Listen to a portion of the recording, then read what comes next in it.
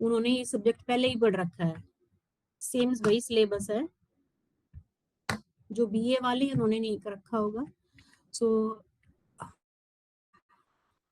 इसको fluid dynamics को पढ़ने से पहले आपको वेक्टर कैलकुलस की नॉलेज होनी चाहिए कि वेक्टर होता क्या है, इसमें आपके पास डाइवर्जेंस, कर्ल, ग्रेडियंट क्या होते हैं, डॉट प्रोडक्ट क्या होती है, कर्ल प्रोडक्ट क्या होती है, क्रॉस प्रोडक्ट जो निकालते हैं हम वो पता होना चाहिए, और ऑर्थोगोनल कोलिनियर कोऑर्डिनेट्स के बारे में आपको इन्फॉर्मेशन होनी चाहिए इसकी, ये सब्जेक्ट पढ़ने से पहले। तो वो एक बार मैं पूरा थ्रू आउट एक बार रिवाइज कराती हूँ, इसका जो बेसिक है वो क्या है, पहले वो कर लेते हैं।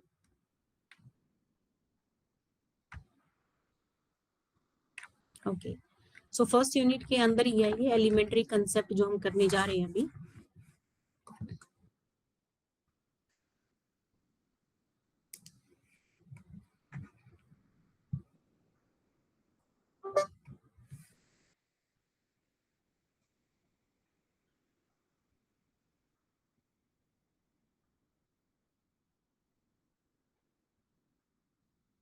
ओके, सबसे पहले जैसे हमारे पास हम वेक्टर को रिप्रेजेंट कैसे करते हैं, जैसे हम एरो लगा सकते हैं या बार लगा सकते हैं। सो लेट्स से यहाँ पे क्यू बार है हमारे पास, ये वेक्टर है, वेक्टर यानी कि इसके पास आई जे के डायरेक्शन में कुछ ना कुछ वैल्यू होगी। Let's say q bar is equal to u i k, u i cap plus v j cap plus डब्ल्यू के कैप।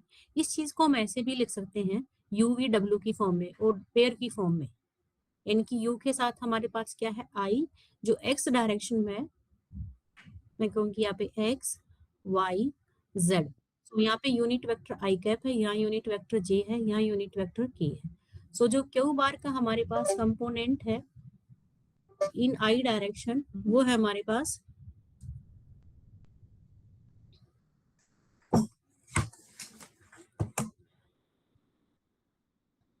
आई कैप का हमारे पास क्या, यानी कि एक्स डायरेक्शन में कंपोनेंट है क्यू का यू, जे में है वी, एंड के में क्या है हमारे पास डब्ल्यू।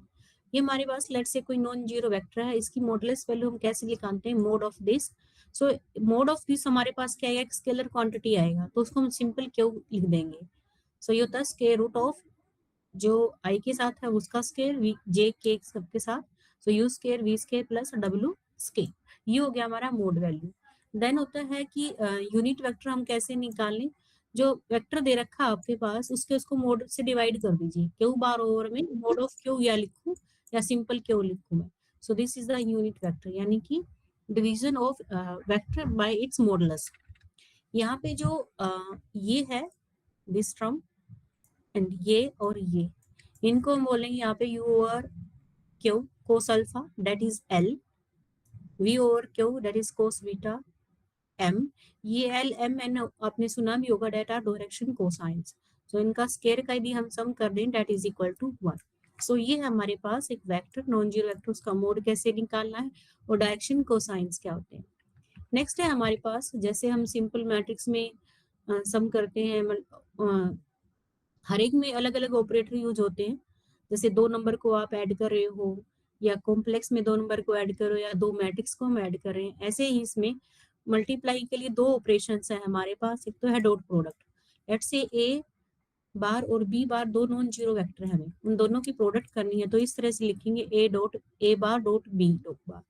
बट यदि बीच में आपने बार नहीं डॉट नहीं लगाया मल्टीप्लिकेशन के लिए, तो ये मैथमेटिकली रॉन्ग हो जाएगा। सो जहां पे भी दो वेक्टर होंगे इनकी मल्टीप्लिकेशन होगी, you have to use dot.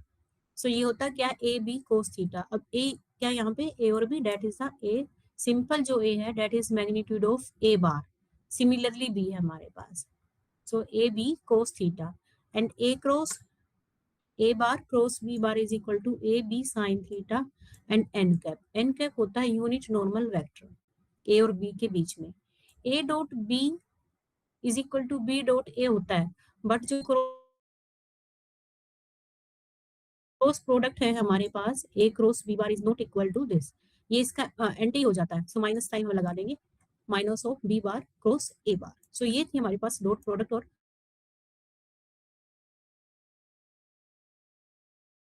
Cross c non zero vector हमारे पास। So a dot b cross c, इसको बोलेंगे हम स्केलर ट्रिपल प्रोडक्ट। और यहाँ पे भी डॉट की जगह आपके पास ये आ जाए तो इसको बोलेंगे वेक्टर ट्रिपल प्रोडक्ट। नेक्स्ट है हमारे पास ग्रेडियंट। ये जो आपको दिख रहा है ये सिंबल, ये डेल का है। जैसे हम रियल एनालिसिस में आपने डेरिवेटिव किया होगा, ओके, सो वहां पे सिंपल हम डेरिवेटिव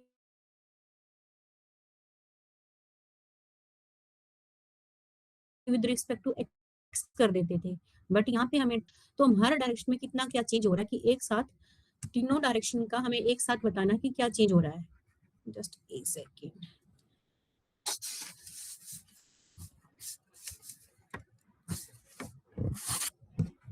एक मिनट रुकिए।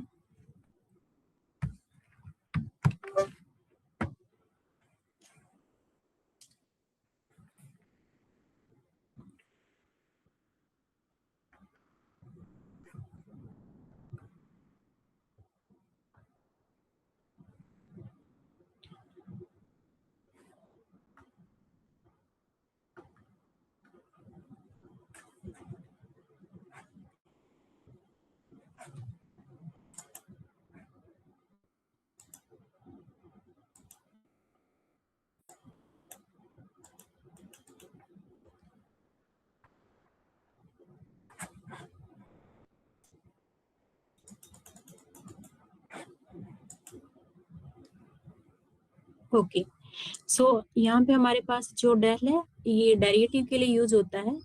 सो लेट्स से फाइव में कहूँ कि फंक्शन है हमारे पास, फाइव क्या होगा, दैट इज, लेट्स से हमारे पास वेक्टर है फाइव आई कैप प्लस फाइव जे कैप प्लस फाइव की कैप, हमारे पास ये है, इसका हमें डेरिवेटिव निकालना, तो इसको ऐसे रिप्रेजेंट करेंगे, del phi is equal to कल फाइव ओवर कल एक्स, यानी कि एक्स आई डायरेक्शन में विद रिस्पेक्ट टू एक्स क्या चेंज है। सिमिलरली आप जे में है, जे डायरेक्शन के लिए तो कल फाइव ओवर कल वाई जे कैप प्लस कल फाइव ओवर कल जेड के कैप। सो इसको हम बोलते हैं डेल। डेल का मतलब हमारे पास ये है, सो डेल ऑफ कल बाय कल, कई बार ये आगे यहाँ पे भी लिखा जाता है, जरूरी नहीं कि जे इसके आगे ही हो, तो यहाँ पे भी लिख देते हैं। सो ये हमारे पास है del.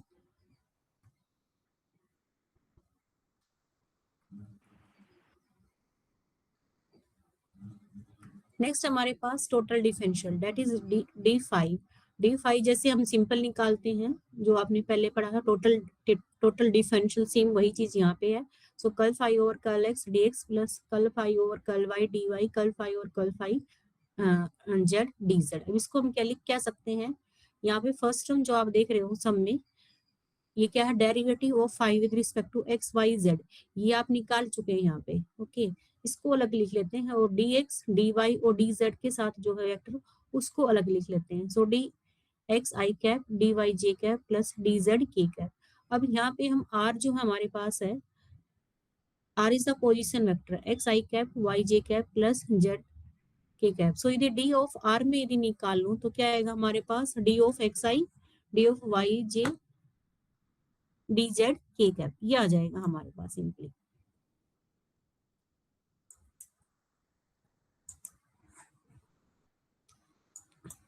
So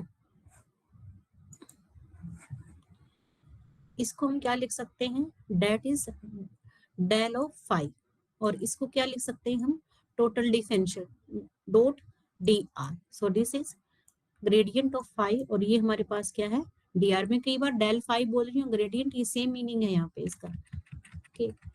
so D of five ये आगे यूज होगा इसका। नेक्स्ट है हमारे पास डाइवर्जेंस।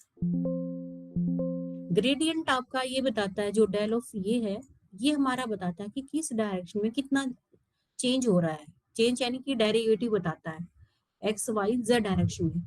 नेक्स्ट हमारे पास डाइवर्जेंस। डाइवर्जेंस हमें ये बताता है कि हमारी चीजें कितनी स्कैटर्ड है, कितना फैला हुआ है। So divergence of q bar, इसको हम रिप्रेजेंट करेंगे mathematically, del cross q bar, del dot q bar, cross नहीं डॉट, सॉरी। सो ये क्या होगा, कल यू ओवर कल एक्स कल वी ओवर कल वाई कल डब्ल्यू ओवर कल जेड। सो डेल का मतलब आपको पता है, डेल क्या था हमारे पास, कल बाय कल एक्स आई कैप प्लस कल बाय कल वाई जे कैप प्लस कल बाय कल जेड के कैप, ये था हमारे पास। और यहाँ पे क्यू बार हमारा क्या है, क्यू बार अभी भी हमने एज्यूम किया था, q bar is equal to u i cap plus v j cap plus डब्ल्यू ठीक है, ये था हमारे पास। सो ये हो गया हमारा डाइवर्जेंस। यदि डाइवर्जेंस यहाँ पे कहीं हम की divergence of q bar is equal to 0 means q bar हमारे पास क्या है, एक सोलेनोइडल वेक्टर है। यदि हम ग्रेडियंट का डाइवर्जेंस लें so that is del square phi बन जाएगा हमारे पास, और ये जो डेल है आपके पास ये होता है लैप्लासियन ऑपरेटर। नेक्स्ट है हमारे पास कर्ल, इसको जैसे रिप्रेजेंट करेंगे डेल क्रॉस क्यू बार। सो आई जे के कैप यानी कि कल बाय कल एक्स, कल बाय कल वाई, कल बाय कल Z, you v W, Q के जो भी कंपोनेंट आपके यू वी डब्ल्यू। सो ये हो गया हमारे पास कल। तो आपने जो डेरिवेटिव निकाले इसमें, एक तो ग्रेडियंट डेल से, एक है आपके पास डाइवर्जेंस, और एक आपने निकाला अभी curl, curl of q bar that is del cross q bar. ठीक, कुछ थ्योरम आगे इसमें यूज होंगी गॉस डाइवर्जेंस थ्योरम, जैसे इंटीग्रेशन ओवर एस, एस यहाँ पे सरफेस एरिया है हमारे पास, सरफेस के लिए यूज करें, q bar dot d s bar is equal to, ये कन्वर्ट हो जाएगा आपका सरफेस एरिया वॉल्यूम इंटीग्रल में कन्वर्ट हो जाएगा, इंटीग्रेशन ओवर भी divergence of q bar d v, क्योंकि वॉल्यूम के लिए तो यहाँ पे डी वी आ गया, ये सरफेस के लिए तो यहाँ पे डी एस है। Similarly the n q bar cross n cap हो है, उल्टा हम लिखें, सो ये कन्वर्ट हो जाएगा curl of q bar d v में। ये इतनी यूज नहीं होगी, ये भी रहने देते हैं अभी। नेक्स्ट हमारे पास Stoke theorem, Stoke theorem convert करती है हमारे इंटीग्रेशन ओवर दी करो सी क्यू, जैसे q bar dot d r bar है हमारे पास, it will be equal to integration over s curl q bar dot d s. So आपको ये याद होनी चाहिए हर स्टेप पे, एक तो मेन ये दिस ए बी और ये एक्स आई वाई। सिंपल आपने का पढ़ा है कार्टेशियन कोऑर्डिनेट्स यानी कि एक्स वाई जेड के लिए, इन्हीं चीजों को हम करने जा रहे हैं करो लीनियर ऑर्थोगोनल कोऑर्डिनेट्स में। वो क्या है, लेट्स से मेरे पास तीन मैंने फैमिली ऑफ सरफेसेस ले ली, F1 F2 और F3। ठीक, ऑर्थोगोनल के बारे में पढ़ा होगा, लेट्स से मैं F1 को ड्रॉ कर दूं ऐसे ऐसे ऐसे, और ऐसे F2 को कर दें हम। ठीक है, ये आपस में क्या है, एक दूसरे को कट करेंगी एट 90 डिग्री पर। सो इसलिए हम बोलते हैं F1 F2 हमारे पास क्या बनाएंगी, ऑर्थोगोनल फैमिली ऑफ करो बनाएंगी। Let's say F1 F2 F3 हमने तीन सरफेसेस ले लिए। सो यहाँ पे ये इक्वल है अल्फा बीटा और गामा के। Alpha beta gamma let's say हमने एक फर्दर एक इक्वेशन बना दी, उनको कांस्टेंट ले लिया। सो जिस तरह से F2 और F3 हमारे पास एक्स वाई जेड है का फंक्शन है, इस तरह से हम इन इक्वेशन 1 से हम निकाल सकते हैं वैल्यू एक्स वाई और जेड की। एक्स की value in term of alpha beta and gamma, same या वाई जेड की वैल्यू निकाल सकते हैं। आर हमारे पास क्या था इनिशियली, पोजीशन वेक्टर था। लेट से मैं कहूँ कि यहाँ पे हमने कोई पॉइंट पी ले लिया, सो यहाँ से यहाँ जो होगी ये है हमारे पास है आर बार। आर बार हमारे पास क्या है, x i cap y j cap plus Z की कैप। नाउ बट ऑर्थोगोनल करो लीनियर कोऑर्डिनेट्स में क्या हमारे पास एक्स वाई जेड किसके फंक्शन है, अल्फा बीटा और गामा के फंक्शन बन गए। यहाँ आपने सिंपल कार्टेशियन कोऑर्डिनेट्स में पढ़ते हो आई जे और के कैप, बट ऑर्थोगोनल में यही चीजें बन जाती हैं आपकी E1 कैप, E2 कैप और E3 कैप। सो यहाँ पे यूनिट वेक्टर होते आई जे के, और ऑर्थोगोनल में होंगे E1 cap, E2 cap, E3 cap. Orthogonal coordinates दो तरह के होते हैं, सिलेंड्रिकल और स्फेरिकल। ओके, वो हम अभी करेंगे। यहाँ पे आपको मैं डायरेक्ट वैल्यू बता रही हूँ कि वैल्यू क्या आएगी। ऑर्थोगोनल कोऑर्डिनेट्स में आपने सिंपल पढ़ा, कार्टेशियन में ग्रेडियंट पढ़ा, डाइवर्जेंस पढ़ा और कर्ल पढ़ा। वही सेम चीज हम ऑर्थोगोनल में भी लेके जाएं। So gradient of a function phi is equal to 1 over h1 curl phi और curl alpha, 1 over h2 curl phi और curl beta, and 1 over h3 curl phi और कर्ल गामा। सिमिलरली डाइवर्जेंस हम ऐसे निकालेंगे, divergence of q bar 1 over, ये याद होना चाहिए आपको कि कर्ल का, डाइवर्जेंस का और ग्रेडियंट का हमारे पास ऑर्थोगोनल में क्या फॉर्मूला है। सो 1 over h1 h2 h3, h1 h2 h3 की मैं वैल्यू भी बताऊंगी आप लोगों को। सो कर्ल बाय कर्ल अल्फा, यहाँ पे क्या है, फर्स्ट वाले के साथ आप देखोगे h1 नहीं है, सो h2 और h3, और Q1 का जो फर्स्ट कंपोनेंट क्या है, लेट से Q बार को हमने यहाँ पे ले लिया है, Q1 E1 cap plus Q2 E2 cap plus Q3 E3 cap, ये ले लिया हमने।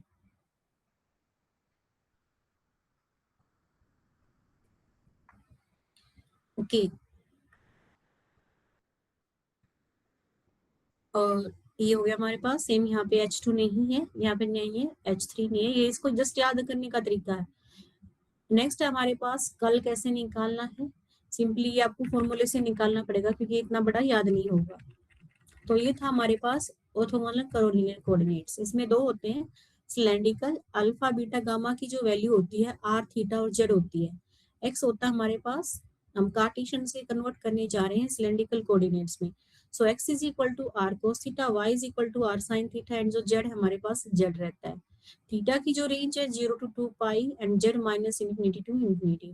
रेडियस हमारी पॉजिटिव रहेगी।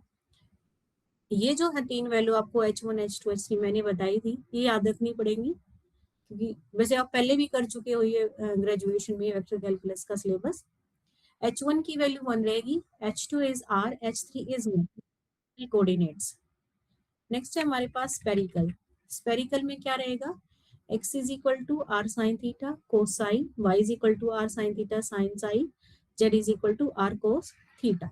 अब यहाँ पे मेन चीज याद करने की क्या है, H1 H2 और H3। So H1 is 1, H2 is R, H3 is R sine theta, ये हम आगे यूज करेंगे फर्दर। तो ये था कुछ बेसिक के जो हम अभी यूज करने वाले हैं। नेक्स्ट है, जैसे आप सब्जेक्ट जो पढ़ रहे हो वो है fluid dynamics. Fluid dynamics, dynamics होता है चेंज, टाइम के साथ क्या चेंज हो रहा है। फ्लूइड यानी कि जो लिक्विड है उसके बारे में आप स्टडी करने वाले हैं। सो फ्लूइड डायनामिक्स से branch of science that deal with fluid. Fluid कैसे, जो कि मोशन में हो, fluid which are in motion, that is called fluid dynamics. So हमारे पास दो तरह के फ्लूइड होते हैं मेनली, मैं फ्लूइड बोलूंगी या लिक्विड बोलूंगी, थ्रू आउट सिलेबस में सेम बात है, सेम मतलब है। सो एक है इनकम्प्रेसिबल और एक है कंप्रेसिबल, दो तरह से होता है। कंप्रेसिबल यानी कि जिसका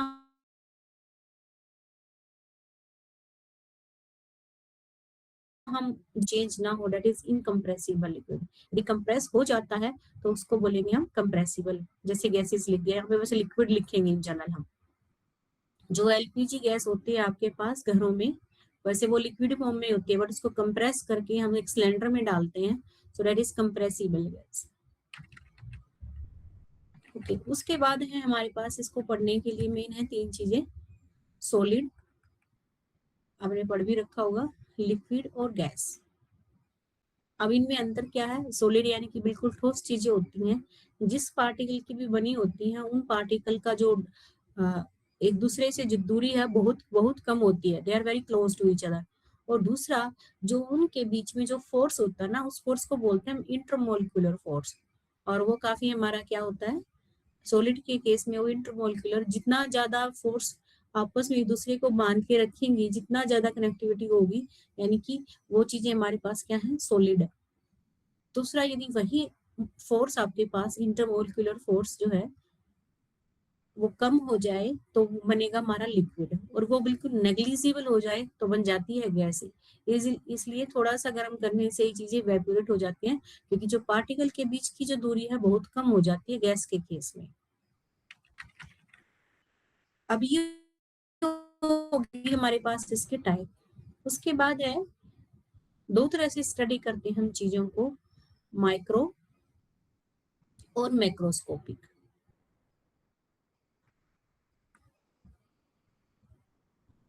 माइक्रोस्कोपिक होता है, माइक्रोस्कोपिक यानी कि आप हर एक जो फ्लूइड किस पार्टिकल से बना है, ठीक है, हर एक चीज को बड़ी माइन्यूटली, बड़े छोटे से महीन लेवल पे आप चीजों को स्टडी कर रहे हैं, दैट इज माइक्रोस्कोपिक। और वही चीजें आप एक ब्रॉडर सेंस में भी स्टडी करेंगे, ओके, जस्ट उसकी इंटरनल प्रॉपर्टी नहीं देखेंगे, बाहर की चीजें हम यदि स्टडी करेंगे तो उसको वो बोलेंगे हम मैक्रोस्कोपिक। आपकी जो सिलेबस में है वो है कंटिन्यूम अप्रोच। कंटिन्यूम अप्रोच क्या होता है, जैसे थोड़ा सा इतना सा एरिया हमने ले लिया, हमें तो मैथमेटिक्स में एक पॉइंट चाहिए होता है, तो यहाँ पे जो पॉइंट पी है इसको हम बोल देते हैं जियोमेट्रिक पॉइंट बोल देते हैं इस पार्टिकल के लिए। लेट्स से हमारे पास ये पार्टिकल है, उस पार्टिकल को हम बोल देंगे जियोमेट्रिक पॉइंट, जहाँ पे भी है ये। ठीक है, इस तरह से यदि चीजों को हम स्टडी करते हैं तो इसको हम बोलते हैं continuum approach, continuum hypothesis. Okay, next है हमारे पास स्ट्रेस। स्ट्रेस होता है एक टाइप से force.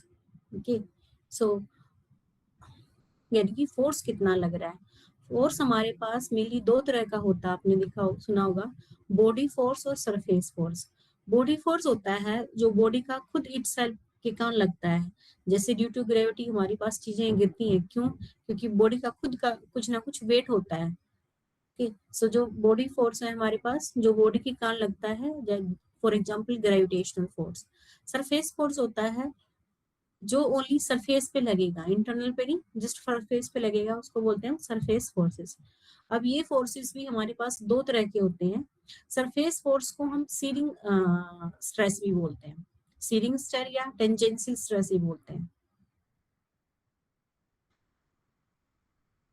Okay, no not surface, यहाँ इन जनरल दो टाइप होते हैं इसके। सो अभी जैसे फोर्स की बात हुई, बॉडी फोर्स और सरफेस फोर्स। सरफेस फोर्स को फर्दर दो भागों में बांट दिया गया है, एक तो नॉर्मल स्ट्रेस और दूसरा हमारे पास एक तो होता है नॉर्मल डायरेक्शन में लगे, एक लगे टेंजेंशियली। सो जो टेंजेंशियली है उसको बोलते हैं सीरिंग, और जो नॉर्मल डायरेक्शन में लगता है उसको बोलते हैं नॉर्मल स्ट्रेस। जैसे ये हमारे पास है, आपको दिखी होगी बॉडी, लेट से ये जो पॉइंट पी है हमारे पास, इसके जो नॉर्मल लगा दैट इज नॉर्मल स्ट्रेस, और इधर हमारे पास क्या है, इसके लेट से मेरे को यहाँ ऐसे ऐसे लगा दिया हमने इसके tangentially, so that is shearing stress. Next है विस्कोसिटी। विस्कोसिटी जैसे एक एग्जांपल देते हैं आपको, एक तो हनी का और एक वाटर का। ठीक है, सो यदि हम इन दोनों को फर्श पे डालें तो क्या होता है, वाटर तो जल्दी ही काफी दूर तक चला जाएगा बट हनी नहीं जाएगा। क्यों नहीं जाएगा? क्योंकि जो हनी जिस चीज का बना है, जिस पार्टिकल का बना है, वो पार्टिकल आपस में एक दूसरे का अवरोध करेंगे, रेजिस्टेंस होगा, इसलिए। और इवन उनके बीच में जो फोर्स होता है वो भी स्ट्रोंग होता है, इसलिए जो चीजें हमारी गिराने के बाद भी काफी दूर तक मूव नहीं करती। सो है क्या ये, internal friction between the fluid particle provide resistance to the deformation. Deformation होता है कोई और तरह की शेप चेंज कर लेना, कि दूर चले जाना, ऐसे डिफॉर्म होके। सो इंटरनल फ्रिक्शन है हमारे पास ये फ्लूइड पार्टिकल के बीच में, जो कि रेजिस्टेंस देता है, अवरोध करता है चीजों को ज्यादा दूर मूव करने में। सो ये हमारे पास है विस्कोसिटी। ओके, जैसे एग्जांपल मैं बता चुकी हूँ आपको।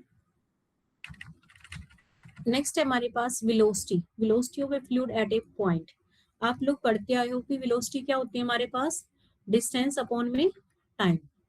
पढ़ते आए हो ना सभी ये चीज। वही चीज यदि हम, ये सिंपल हमारे पास एक स्केलर है, ठीक है, बट आज हम पढ़ने वाले हैं वेक्टर की फॉर्म में। डिस्टेंस फॉर्मूला वही है।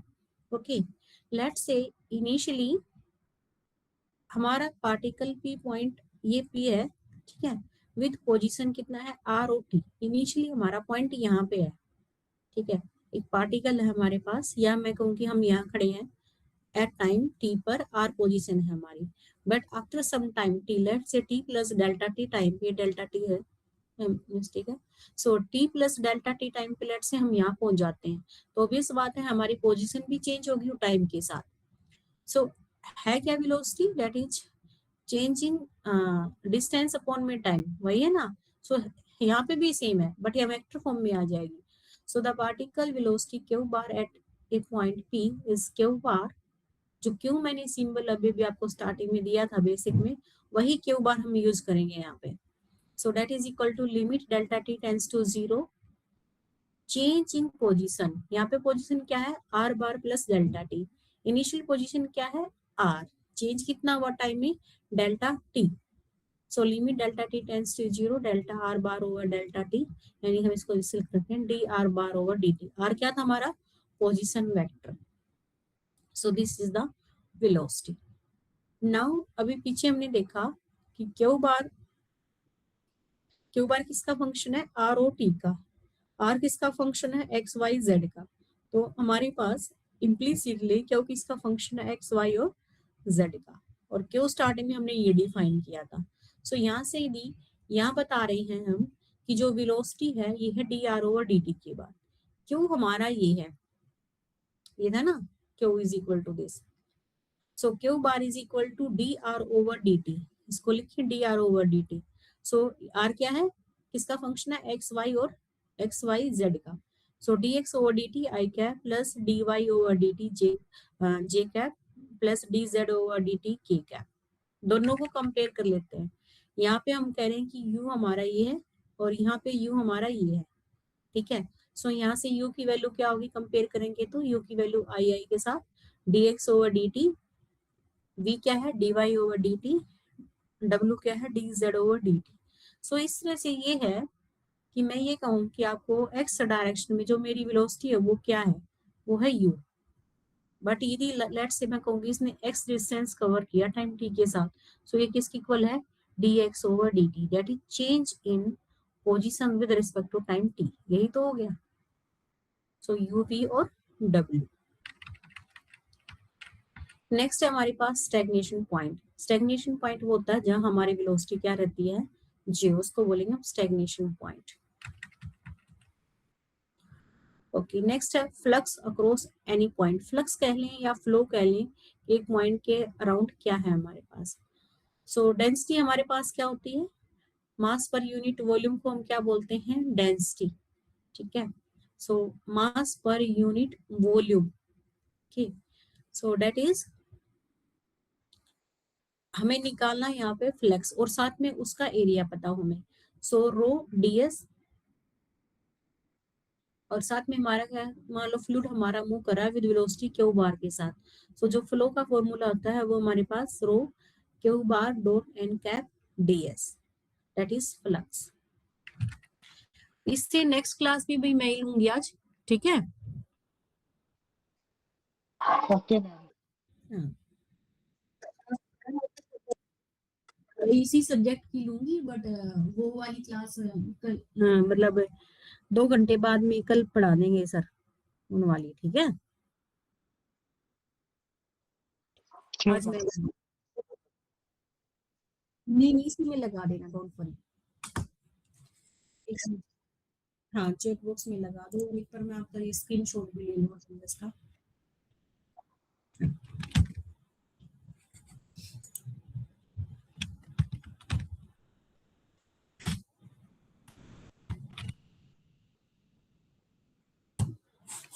जस्ट ए सेकंड, स्क्रीनशॉट ले लूं।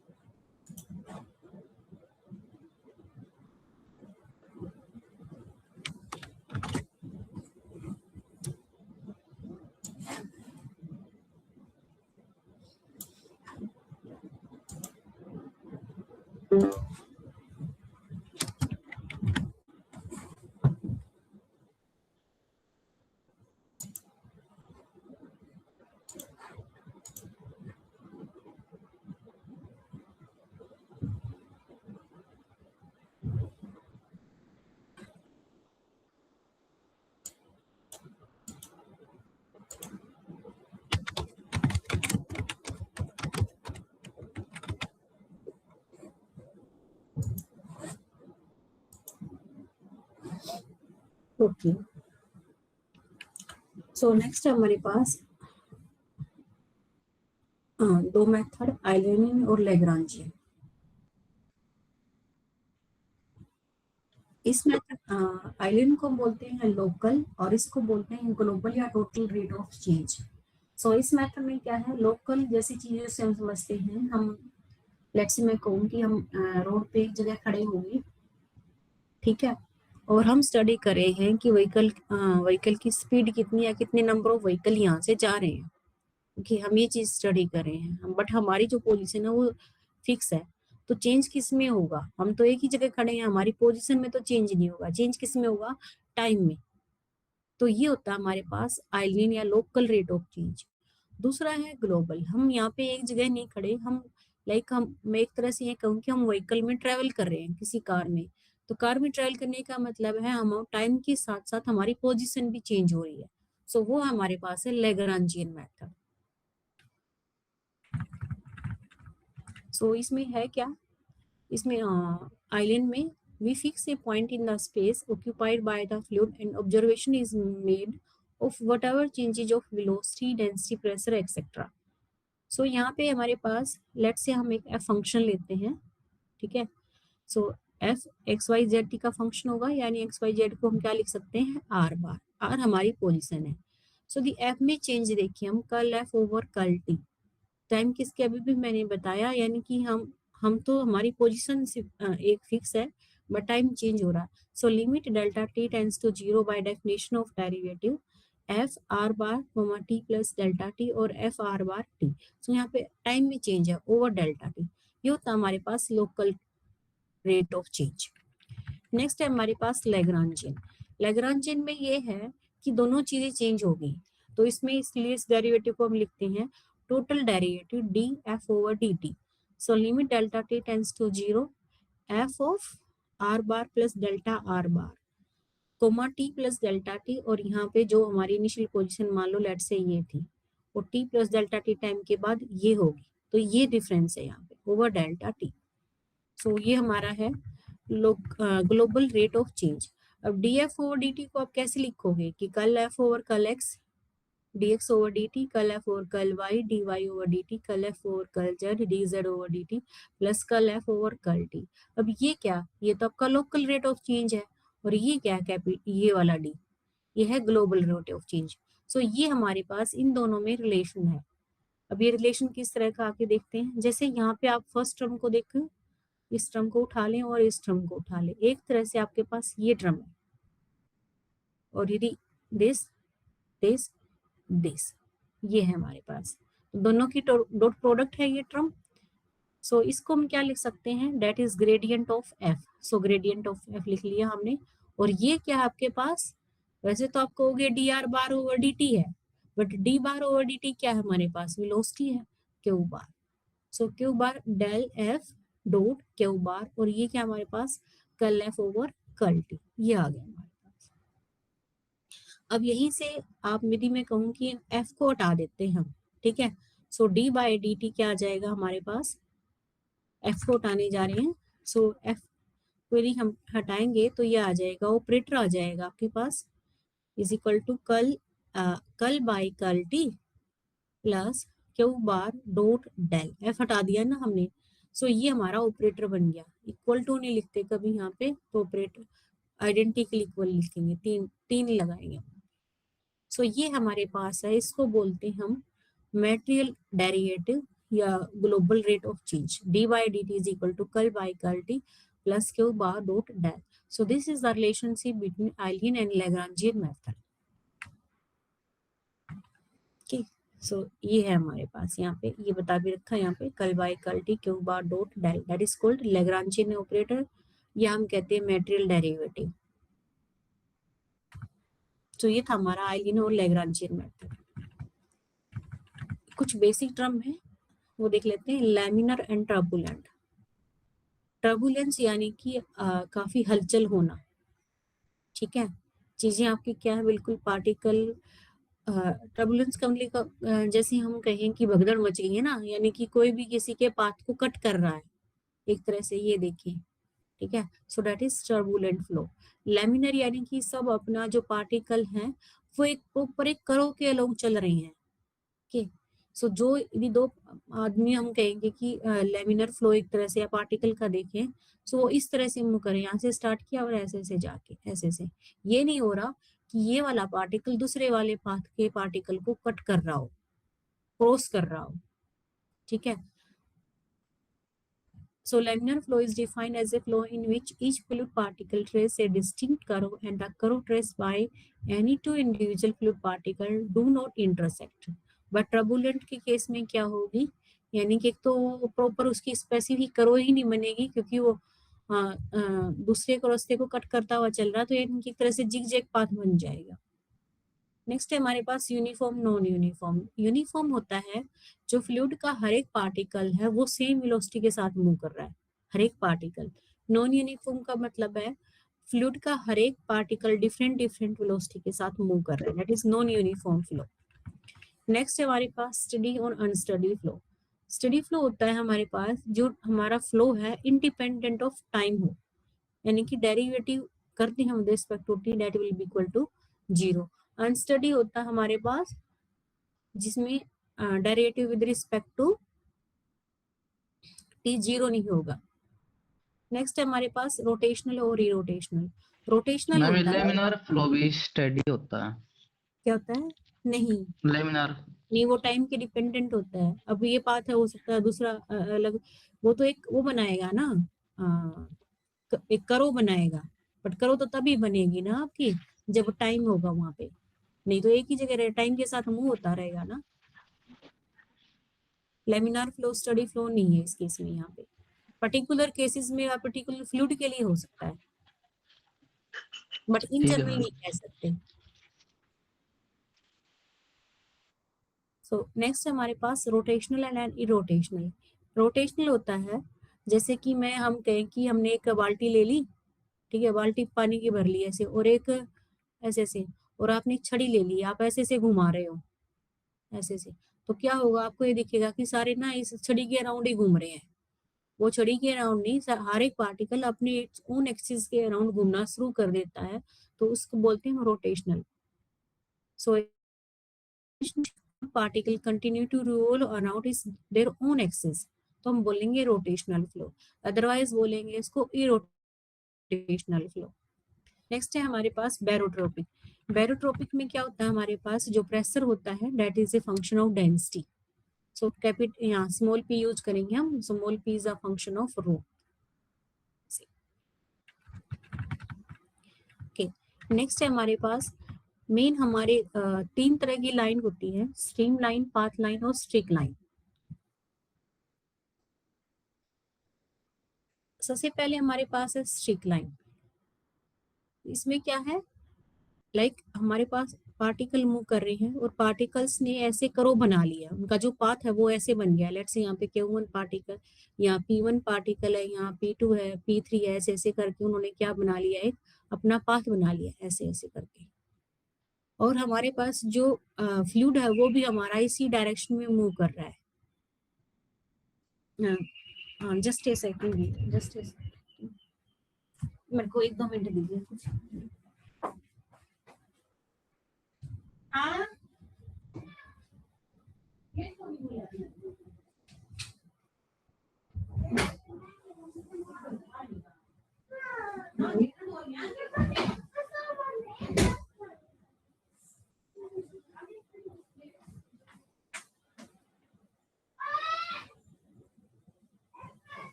इधर बुलाई पर तेरा फोन देख लिया।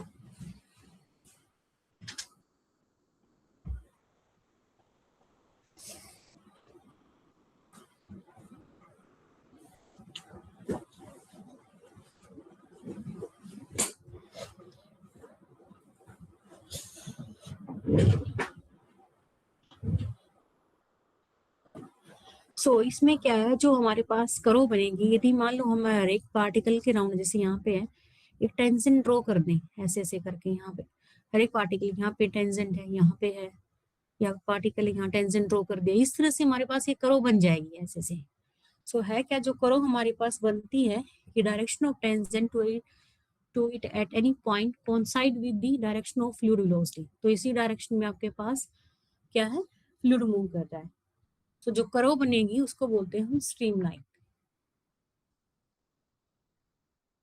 So since the tangent and the velocity at a point P have same direction, so यानी कि पैरेलल है। टेंजेंट के लिए हमारे पास डी आर है, वेलोसिटी के लिए हमारे पास क्या है, q bar. So q bar cross d bar is equal to 0 bar. Q bar हमारे पास क्या है, ये था u i cap v j cap plus डब्ल्यू के कैप, और डी आर हमारा ये है। यदि हम इनकी क्रॉस प्रोडक्ट लेंगे तो ये आएगा हमारे पास, ये आ गया। बट इधर है 0 cap 0 bar, so this will be equal to 0 this, हाँ दिस सारे इक्वल हो जाएंगे। सो यहाँ से आएगा हमारे पास dx over u dy over v dz over w। So ये हमारे पास है differential equation for the streamline. और इस इक्वेशन का यदि आप सॉल्यूशन निकाल पाते हैं तो ये बन गई हमारे पास स्ट्रीमलाइन। यदि हम लेट से ऐसे ले ली, एक स्मॉल फिलामेंट ले ले बिल्कुल जिसका एरिया बहुत स्मॉल हो, यदि हम उसके हर एक पॉइंट पे स्ट्रीमलाइन ड्रॉ करना शुरू कर दें ऐसे ऐसे यहाँ पे भी, तो इस तरह से हमें एक ट्यूब मिल जाएगी। ये ट्यूब सी दिखेगी ना, जैसे हर एक को ऐसे ऐसे लाइन दिखे हमें। सो इसको बोलते हैं हम स्ट्रीम ट्यूब। नेक्स्ट है हमारे पास पाथ लाइन। पाथ लाइन बहुत आसान है, कुछ नहीं, जो पार्टिकल ने जो पाथ ट्रेस किया ड्यूरिंग मोशन उसको हम बोलेंगे path lines.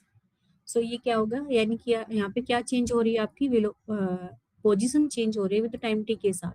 So d r bar over d t is equal to q bar. ये होती है हमारी पाथ लाइंस वेक्टर फॉर्म में। और यदि इसको कार्टेशियन फॉर्म में लिखना में, so d x over d t is equal to u, d y over d t is equal to v and d z over d t is equal to डब्ल्यू। So these are the path line.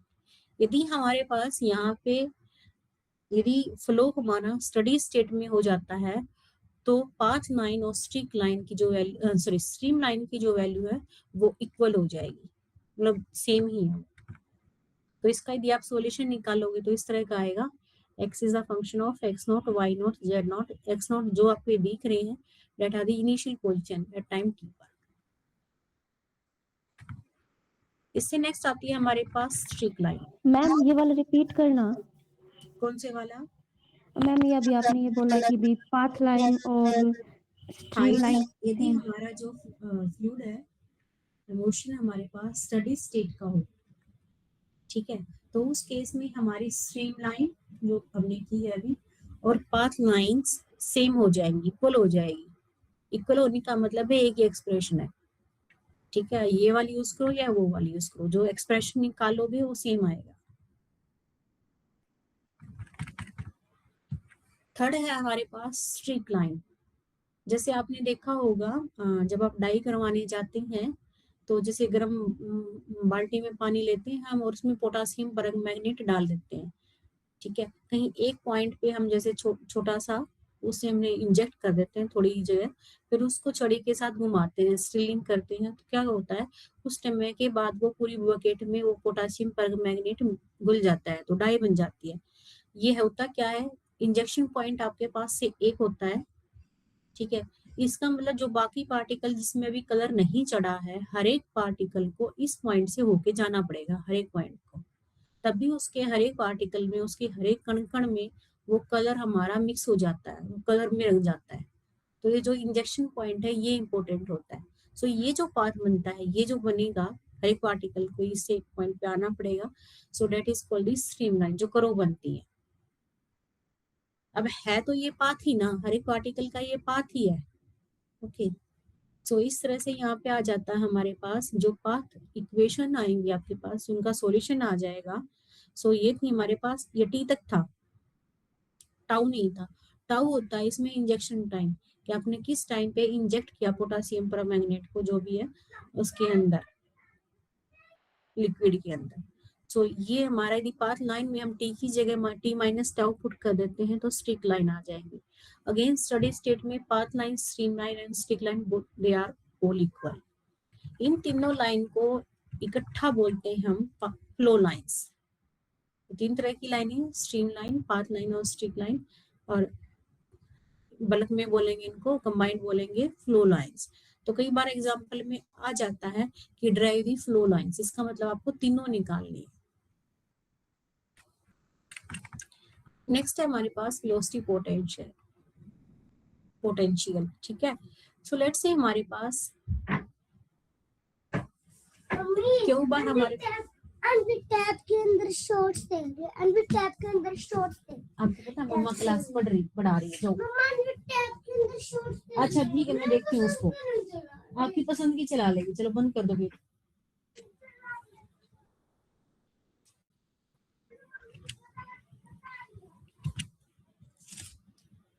Okay, सो हमारे पास Q bar क्या है, velocity let's say at any time t पर, at each point T पर।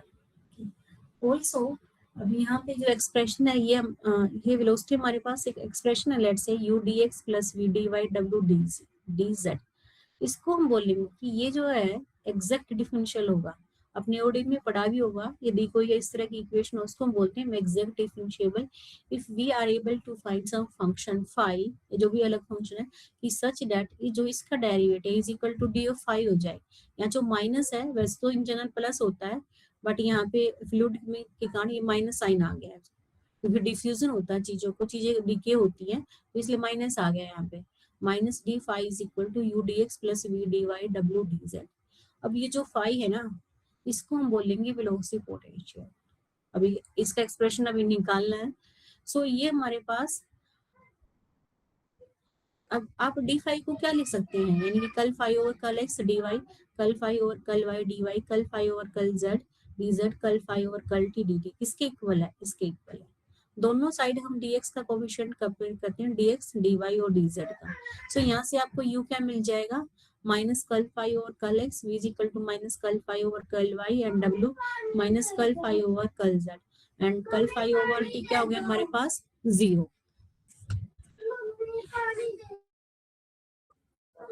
तो just stop, ये 5 minute का break ले लूं भी एक बार। ले लो मैडम। नेक्स्ट क्लास भी देनी है तो 5 मिनट का ब्रेक।